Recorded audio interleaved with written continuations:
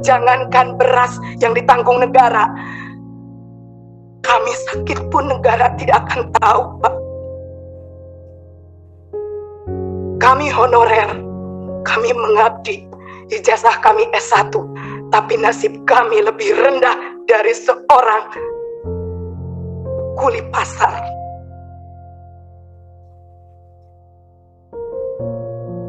Allahu Akbar. Bapak pimpinan yang saya hormati, serta Bapak Dewan di Komisi 10 yang sangat saya hormati, rekan-rekan seperjuangan yang saya sangat banggakan, juga wakil rakyat yang berada di pinggir saya dan belakang saya. Terima kasih Bapak. Bapak dengan hebat menyuarakan aspirasi kami. Jazakallahu khairan katsiran. Perkenalkan, nama saya Lina Kurniati, SPD. Bukan sarjana pemberi dosen, tapi benar-benar sarjana yang qualified di bidang pendidikan, insya Allah.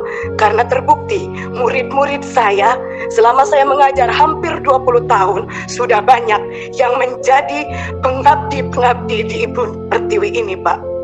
Barakallah buat ibu-ibu guru dan bapak guru di negeri ini. Aplaus buat Anda semua.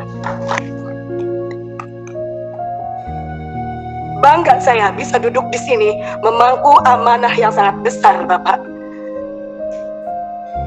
Banyak yang ingin saya sampaikan, sampai-sampai emosi saya tidak tertahan, saking gembiranya bisa bertemu dengan para wakil rakyat yang insya Allah akan amanah menyampaikan pemberi suara yang berkeluh kesah. Bapak, bukan kami ingin diistimewakan.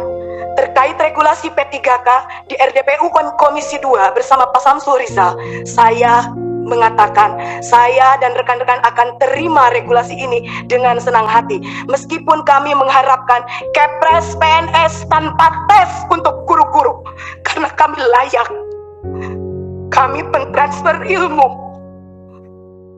Saya sampai merinding mendengar yang terhormat Kang Dede Yusuf berkata di TikTok, saya banggakan. Kami itu jantungnya negeri. Saya yakin dengan adanya RDPU ini, semua pemangku kebijakan yang ada di negeri ini mendengar kalau kami objek tertindas. Sudah jelas di Dapodik kami ada, tinggal diangkat. Sudah jelas dedikasi kami, tinggal diberi SK. Kami tidak meminta gaji yang spektakuler, tapi kami ingin diakui. Pak Jokowi lihat kami. Baru-baru ini statement Mas Nadiem, maaf karena kami di dinas pendidikan, kami pendidik. Maaf Mas Nadiem, statement Mas Nadiem membuat polemik baru di antara kami semua.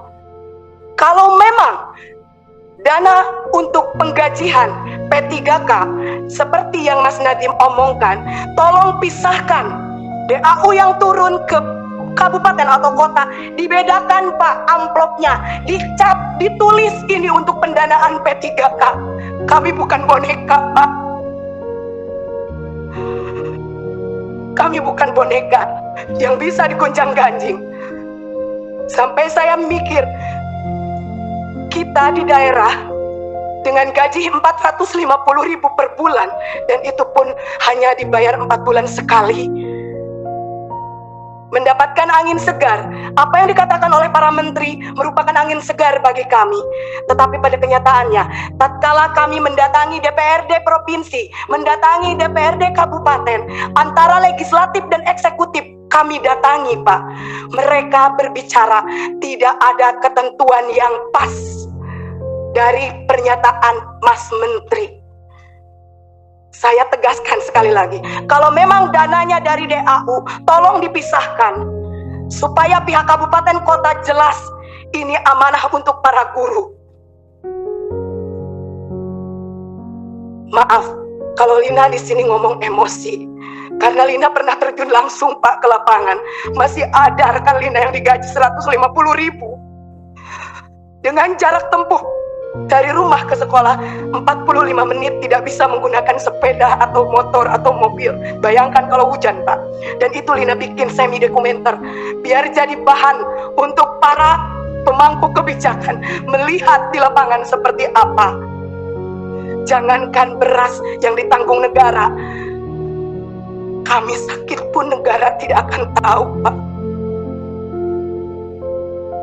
Kami honorer, kami mengabdi, ijazah kami S1, tapi nasib kami lebih rendah dari seorang kuli pasar.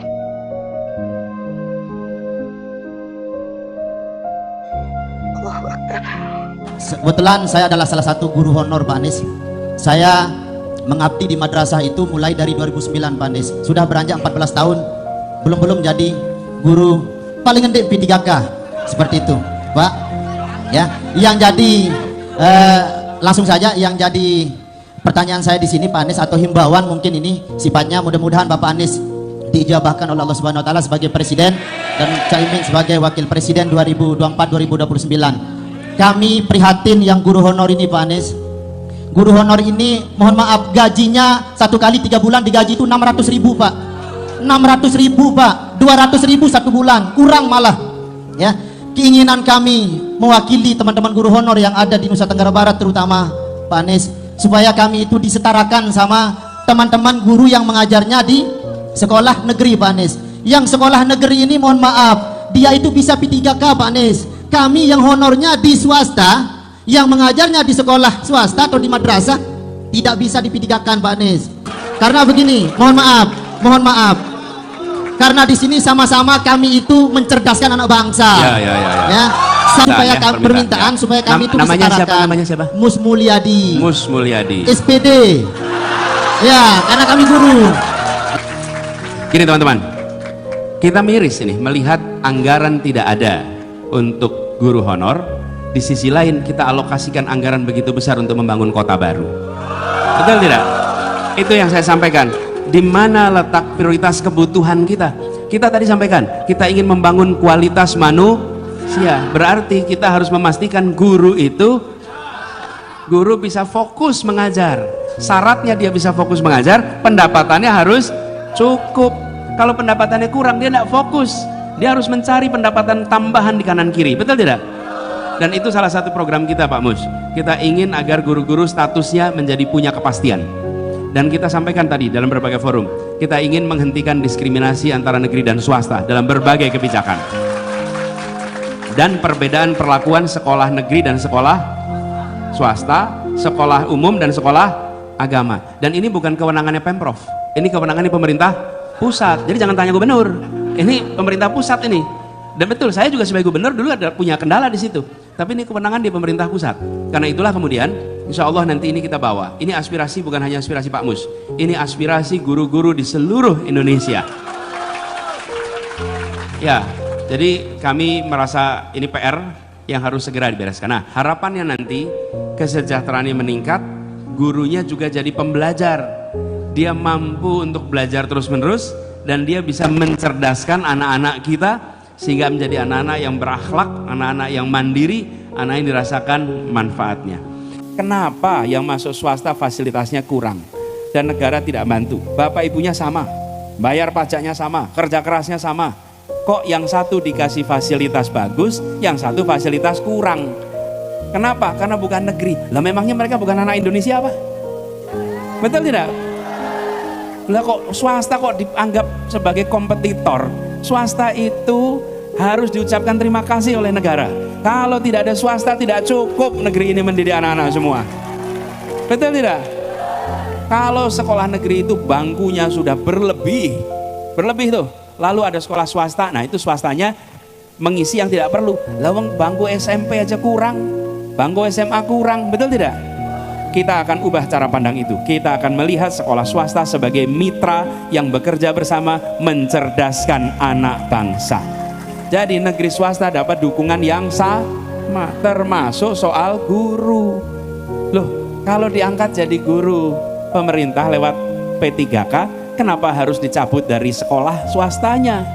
biarkan dia tetap di swasta, malah memajukan swasta, toh yang dimajukan adalah anak-anak kita, betul tidak?